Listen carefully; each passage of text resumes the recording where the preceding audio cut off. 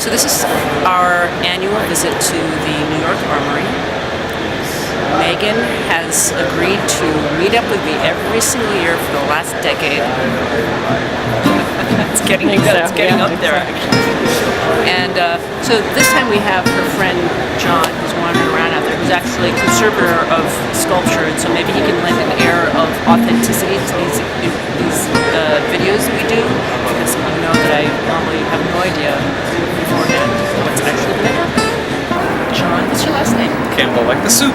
Campbell like just started, used to work for MoMA as their sculpture restorer, now has his own shop. So my question to you today, John, is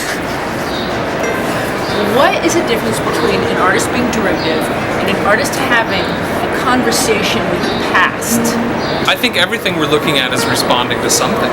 But some of them feel like there's some interest, and some of them you're just like, what's the past? Maybe they're too derivative. Maybe it's not thought-provoking enough. Maybe they're not. There's not a big enough gap between the reference to the other artist and what the contemporary artist is trying to do with that. This is a takeoff on John Chamberlain, right, John? The crushed cars. This is it's on aluminum, yes. Olaf Metzel. Oil on wood. Yes. Okay. So he's still working in oil. I mean, a lot of this. Would you prefer it to be on egg tempera? Egg tempera would be. I think that would be taking this work up to the next notch. This is Chinese art. You said you like Chinese art. I like Chinese art when they're not influenced by the West. And you know, there's international style, right? The Western contemporary vernacular has infiltrated the art market across the world. I mean, sometimes you have regional, right? Like there's some interesting stuff when you get into like India and Thailand. The Chinese kind of cross over. There's some stuff where they still use their traditional mediums and their traditional ideas, and then they have Western influence. I feel like the Chinese in general are much better painters because they have a tradition of how to use the brush. What I don't like is like, I don't know, like the westernization of Chinese ideas. I find them hard to access. I wish they would. I mean, he seems like he's struggling as much as he's smiling, so maybe that's also a comment on this disconnect that you're mentioning. That's why we brought here John Imran Gorbachev. I was his studio assistant back in the late 90s after I got out of grad school. I worked for him for a very short period of time. He studied under Rothko. He knew Rothko.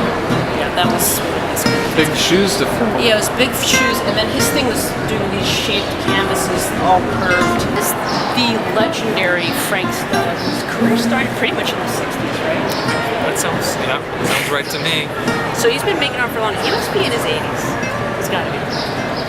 And he's still cranking out some new stuff, John. Yeah.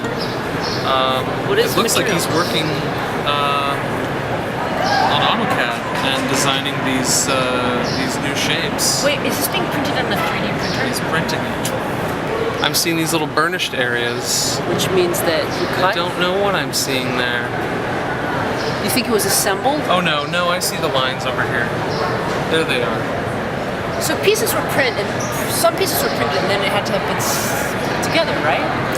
Well, the beauty of the printing is you can make these three-dimensional hollow shapes on the computer in one go. Print them out. Do you think this was printed out of one run of whatever? Yes, that's my guess. Yeah. He always sort of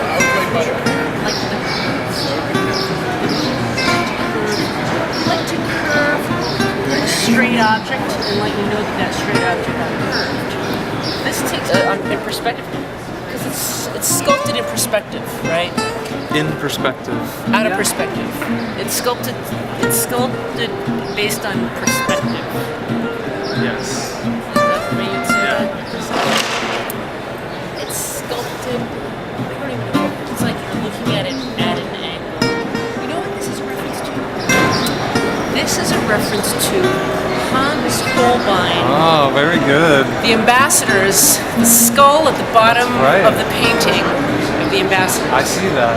Right? I think Mickalene Thomas is another favorite, right? She appears usually a few times within a few different galleries, and she's been in every show we've seen for the last few years. I appreciate that she's not just used the beads which appear in her earlier work, but now she's working with these kind of different textures. And this.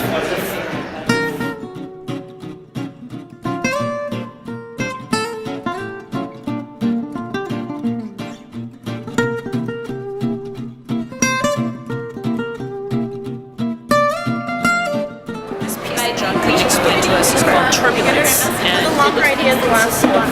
glass marbles. I have marbles in my brain right now. It looks like it's moving around. It's like got an optical kind of effect. What is bad art anyway? I don't know, what is bad art? Megan, you know what bad art is? Yeah, I know it when I see it.